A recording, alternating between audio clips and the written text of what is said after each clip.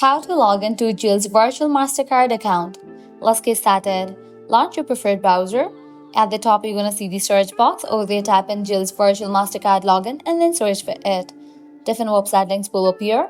Navigate to this one website option, Zilch.com. You will be directed to the official website of it. Once you're on the website, at the top right, you're going to see the option of sign in. Go ahead and click on it.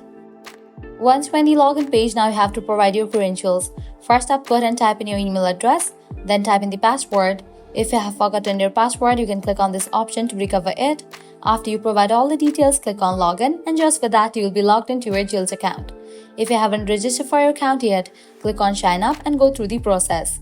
Well, that's a wrap for this video. This is how you can easily log into Zilch Virtual Mastercard account. If this video was helpful, don't forget to like, share and subscribe to our channel. Thanks for watching.